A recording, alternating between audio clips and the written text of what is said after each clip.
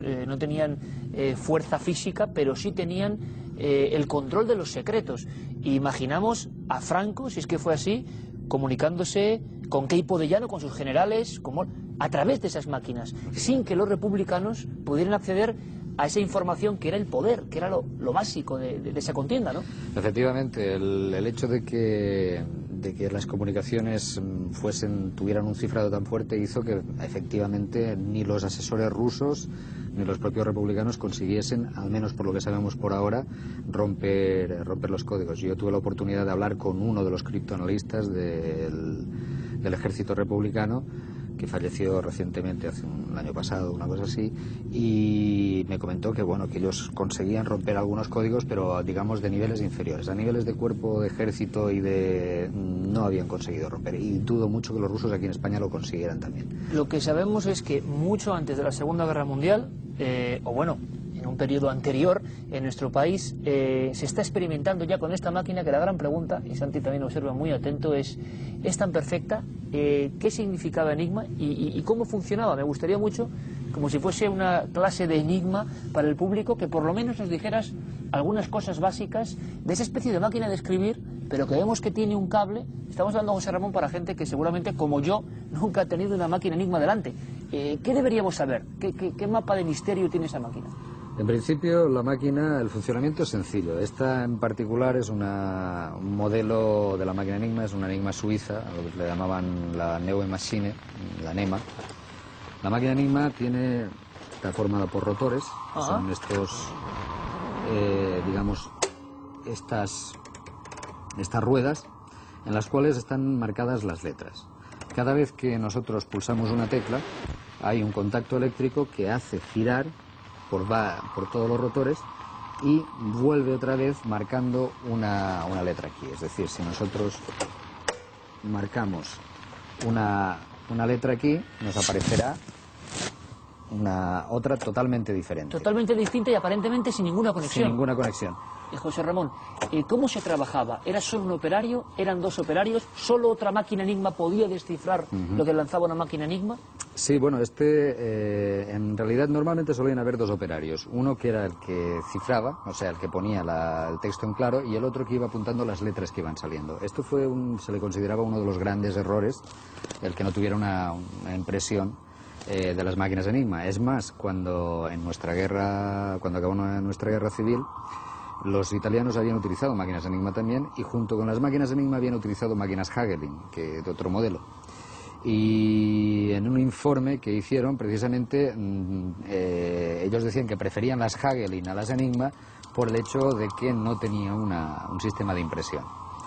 Entonces, normalmente había dos personas. Esto es una de las normas básicas cuando estás cifrando, que la persona que está apuntando el cifrado no tenga el texto en claro. O sea, y viceversa, porque el que estaba marcando el texto en claro no podía apuntar el cifrado.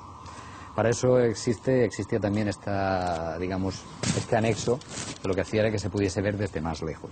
Podríamos hacer una prueba básica. Sí. Hay un mensaje que yo lanzo todas las noches, o casi todas las noches, que es bienvenidos a la nave del misterio. Quizás sea muy largo, pero cogemos una parte, lo que tú quieres, José Ramón, para ver, y esto sí me parece una joya, Santi, en el plató de Cuarto Milenio, accionándose la mítica máquina de cifrado que para muchos la historia que tenemos se la debemos a los hombres que valientemente intentaron desencriptar estos códigos. Si no, la historia hubiera sido completamente distinta.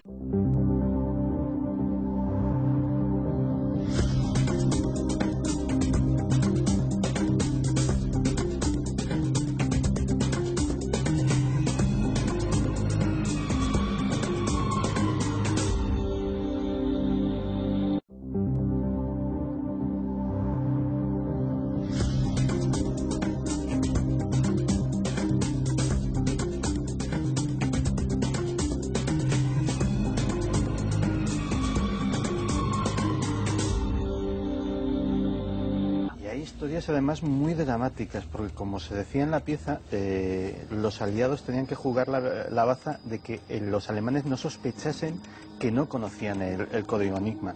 Hubo que sacrificar a veces barcos, y posiblemente el hecho que a día de hoy sigue siendo controvertido, más grave en cuanto al tema de enigmas, es el bombardeo de Coventry.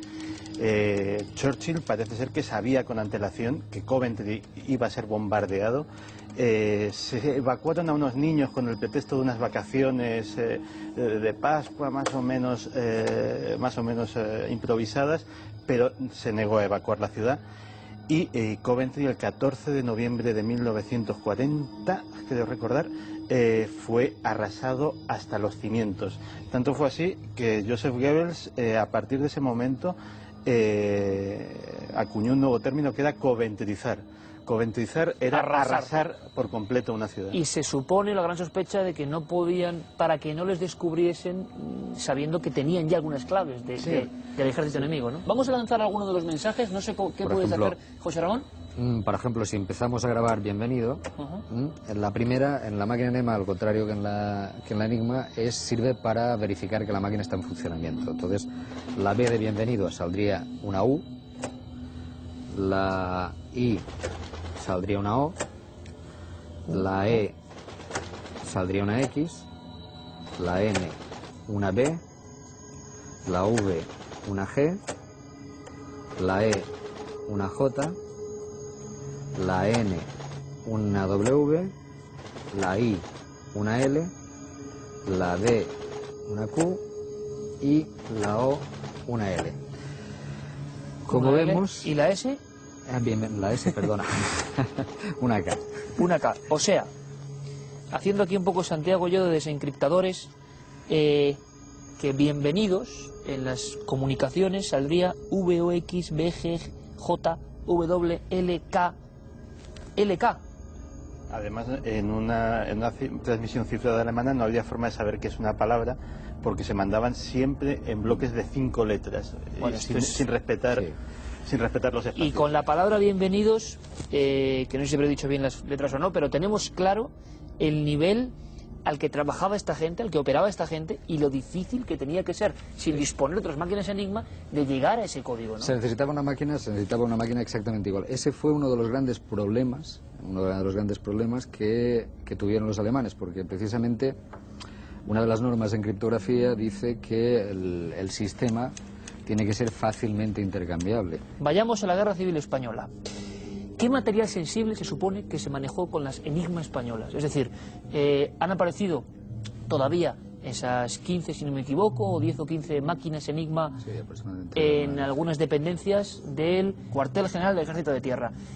¿Se sabe qué tipo de información es clave, qué momentos de la contienda, qué movimientos precisos se transmitieron con esas enigmas?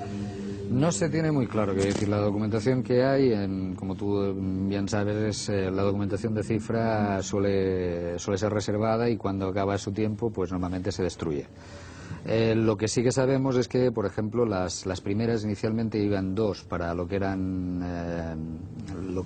embajadas, iban unas cuantas que iban para embajadas y el resto iban a estamentos militares, en todo lo cual eran simplemente para coordinar órdenes militares de alto nivel, a nivel de cuerpo de ejército. ¿Y se sabe que Franco a nivel militar pudo manejar información a sus generales de enigma a enigma? Sí, bueno, Franco él directamente